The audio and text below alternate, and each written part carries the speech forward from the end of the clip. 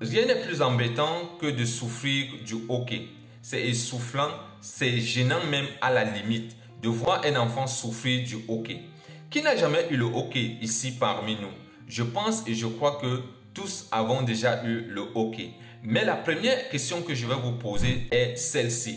Est-ce que nous avons déjà cherché à connaître ou à comprendre ce qui nous arrive lorsque nous avons le hoquet? La deuxième question que je m'en vais vous poser, c'est que quels sont les différents types de hoquet que vous pouvez connaître? La troisième question que je m'en vais vous poser, c'est que quelles sont les vraies solutions scientifiquement prouvées qui vont nous permettre ou qui vont te permettre de pouvoir te soulager du hoquet? Et la quatrième question que je vais te poser, c'est que quels sont les moyens de prévention du hoquet?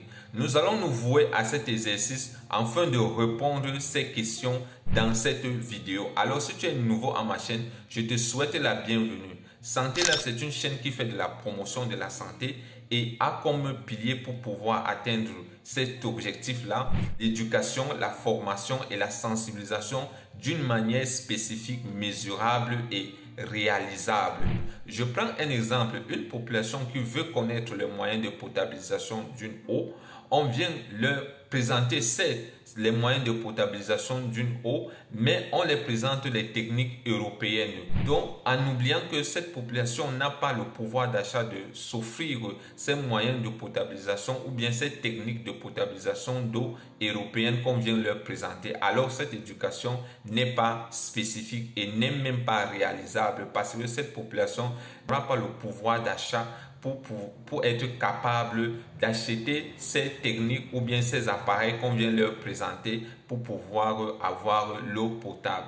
Un deuxième exemple, une population peut-être qui souffre des maladies diarrhéiques ou bien une entreprise dont les employés souffrent des maladies professionnelles, mais on fait des séminaires tous les jours sur la santé et ces séminaires ne viennent que leur parler peut-être de la tuberculose, ne viennent que leur parler de la poliomyélite. Je ne suis pas en train de dire que parler de la tuberculose ou de la poliomyélite n'est pas bien pour la santé, mais il faut faire une éducation d'une manière spécifique, d'une manière mesurable, d'une manière réalisable. Il faut répondre aux problèmes de santé auxquels les populations ou bien auxquels les employés sont en train de faire face actuellement.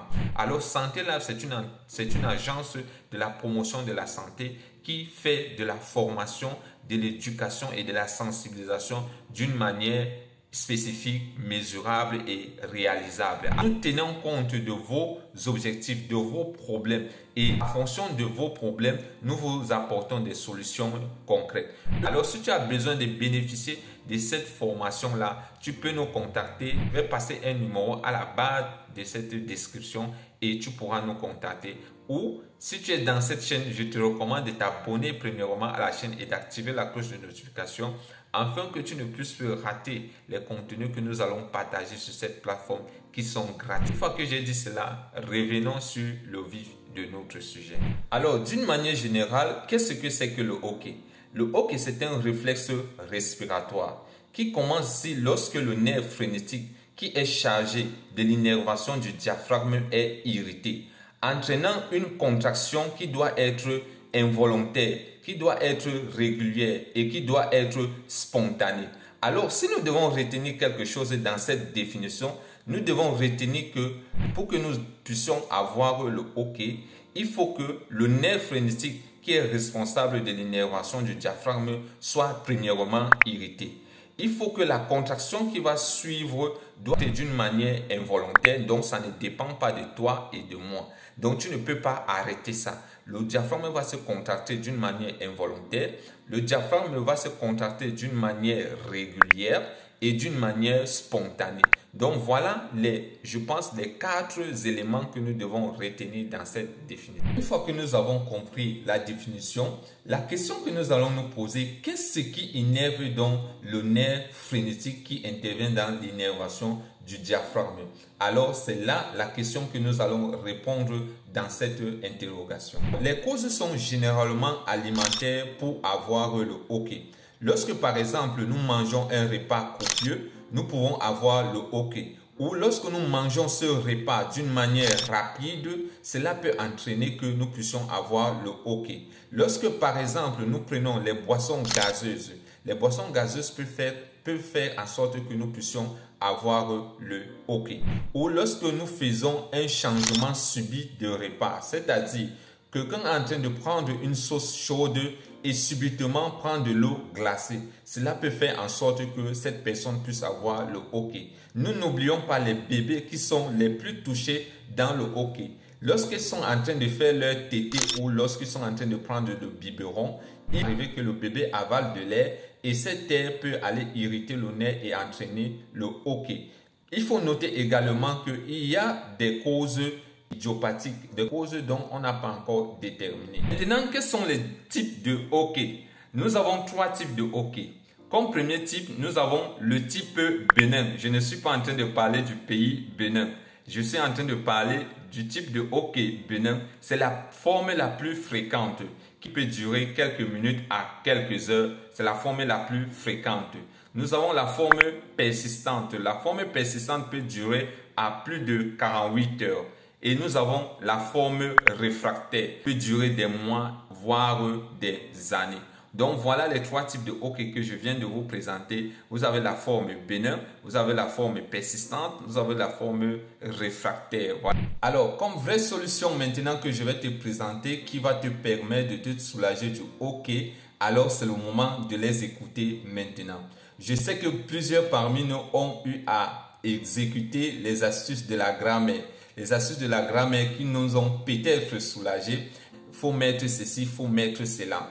Une fois qu'on a déjà compris la définition du hoquet, les causes du hoquet, je pense que maintenant tu ne seras plus naïf ou naïve sur le hoquet. Tu pourras mettre ces solutions en valeur afin de te permettre et de permettre à tes voisins, à ton entourage de pouvoir se séparer du hoquet. Comme première solution que je vais t'apporter, c'est que si tu as le hoquet et fais des efforts de retenir ton souffle pendant environ 20 secondes et répète cela plusieurs fois et cela va chasser ou cela va arrêter le hoquet.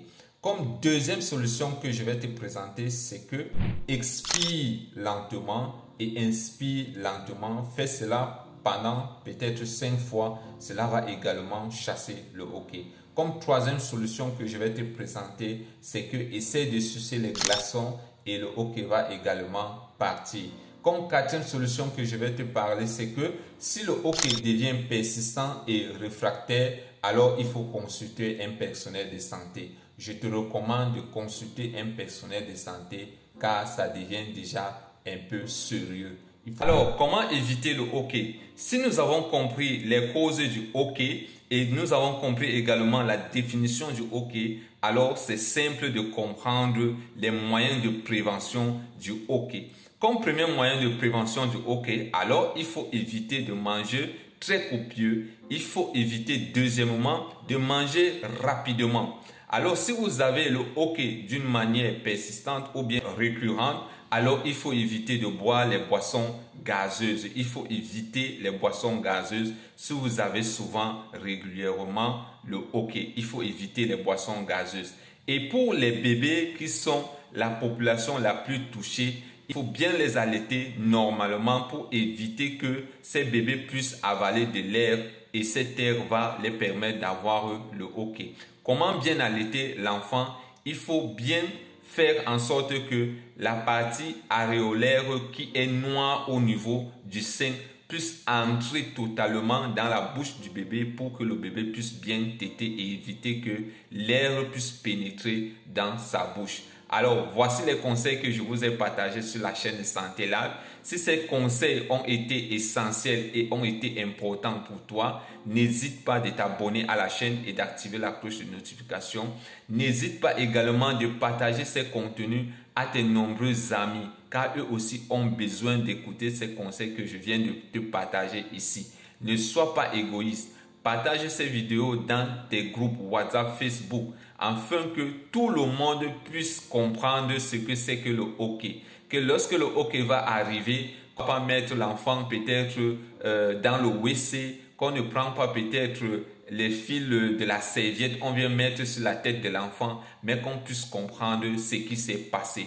Alors si tu as aimé cette vidéo, partage cette vidéo à tes nombreux groupes WhatsApp, Facebook, afin que eux aussi puissent bénéficier des conseils que nous avons partagés ici là. Quant à moi, je te retrouve pour une autre prochaine vidéo. Bye bye. Ciao.